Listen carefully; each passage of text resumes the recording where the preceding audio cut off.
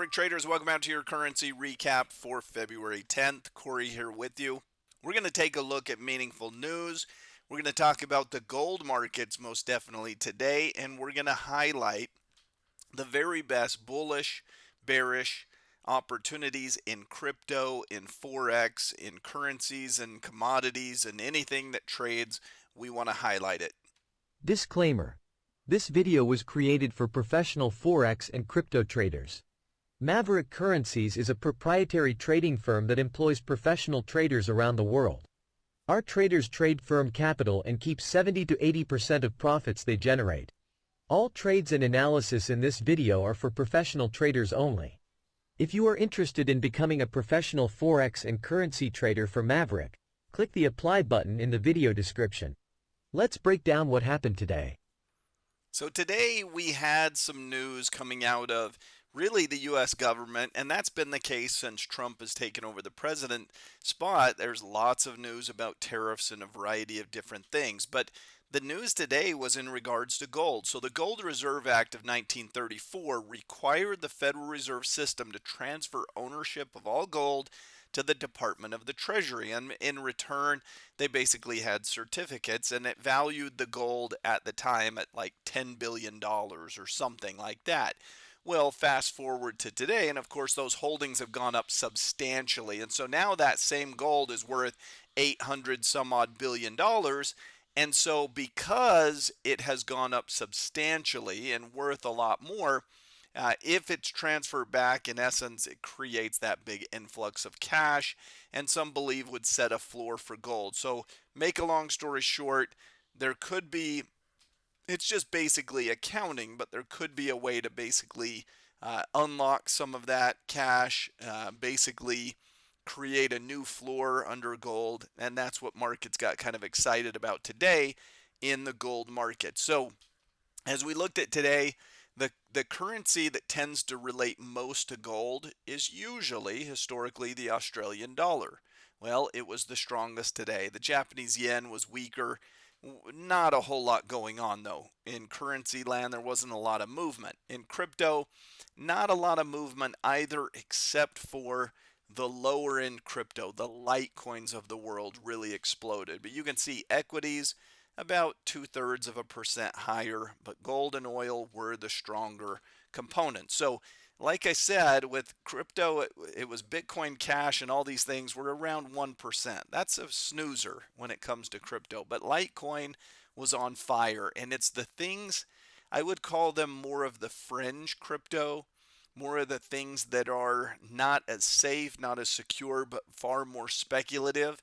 That's the stuff that right now has really captured a bid, and Litecoin certainly would be a way to play that. So as we look at equities, it seems that the temperature of the market is setting up for a possible upside breakout. This is called a bull flag pattern. You see the big surge higher, so this would be the flag pole, and then the little series of lower highs and lower lows create something that looks kind of like a flag waving in the wind.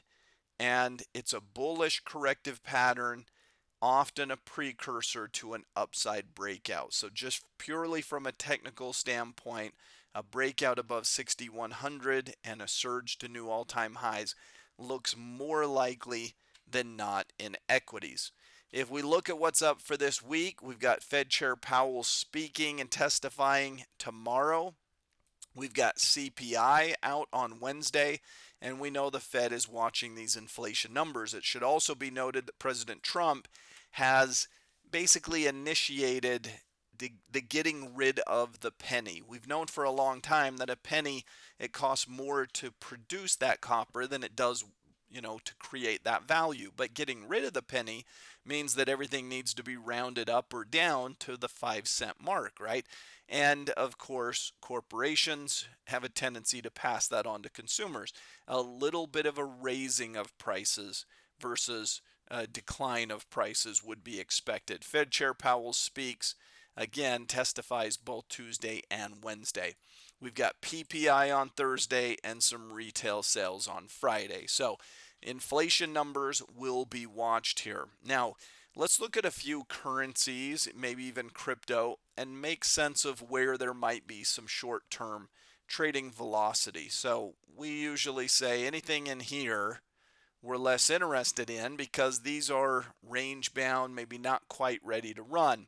Anything outside of that would either be much more bullish or much more bearish. Now, again, if you're playing crypto, look at the less safe, less secure as being the things that have momentum, and Litecoin would be a representation of that. Australian dollar commodity play, it's the strongest of the currencies. We've got the Swiss franc, the pound, and the euro on the weaker side of the velocity. So, possible trades here.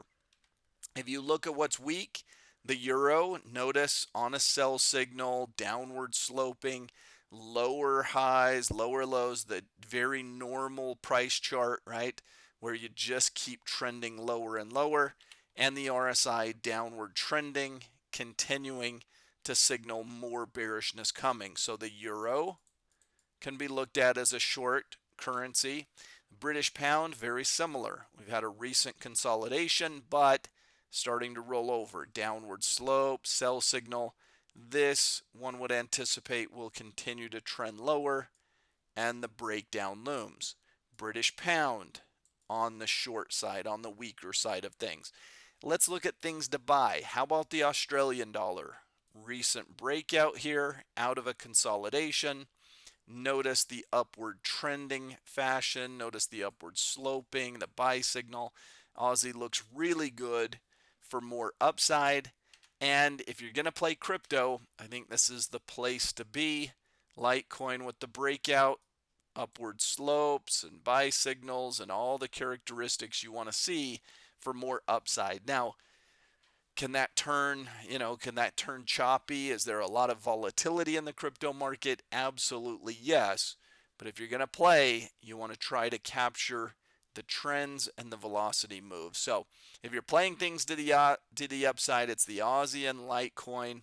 If you're playing things to the downside, there's more candidates. There's the Swiss franc, the British pound, the euro, and a breakout to the upside in equities looms. If the equity markets break out to new all-time highs, that should still really offer well for something like the Aussie, which is a risk-on currency, to continue to push higher. So keep trading that momentum, that relative strength, relative weakness accordingly. Have a great week, everyone. We'll see you next time.